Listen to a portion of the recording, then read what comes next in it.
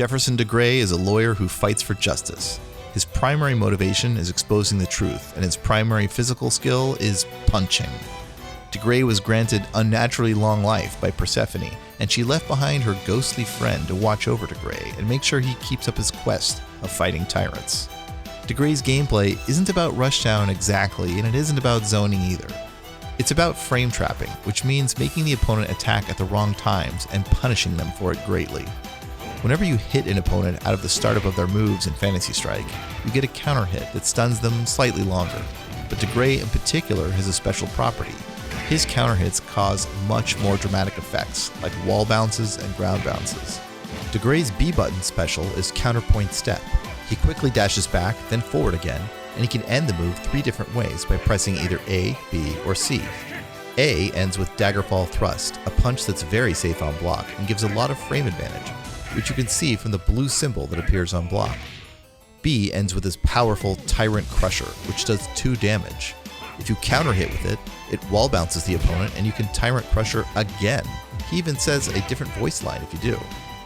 Ending with C does Justice Kicks, an invulnerable attack that's unsafe on block. DeGrey's C button sends his ghost out to grab the opponent. If she grabs them, she won't do any damage, but they're stunned briefly so DeGrey can hit them himself. A good technique is to send out the ghost, then Counterpoint Step, and simply react to what happens. If the ghost grabs, then Tyrant Crusher. If not, then end with a safe punch or with no ender at all. Air C also summons the ghost and can be used in similar ways to the ground C. You can also do some cross-up trickery with the air version. DeGrey's neutral A punch can combo to a second hit if you press A twice. If the ghost grabs the opponent when you're nearby, this is a good way to get 2 quick damage. Or you can punch and then cancel the second punch into the ghost summon to keep up the pressure. His forward A is a forward moving shoulder attack that he can cancel into ground specials. His back A ground pound has really long range, and on counter hit, it sends the opponent flying so you can Tyrant Crusher them. You can actually combo his shoulder attack and then Tyrant Crusher if the ground pound counter hit, which lets him do 4 damage mid-screen, but you have to really work to set up that situation. DeGrey's Air B can cancel to a second hit if you press the button twice.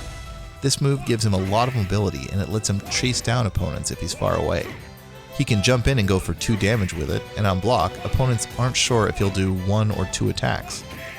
As an air-to-air move, it's difficult to juggle for 2 damage with it, but on counter hit, it is possible. DeGrey's ground super is a parry move called Ghost Riposte. If an opponent attacks into it with a strike, he'll automatically reverse it into a powerful 2-fisted punch for 2 damage.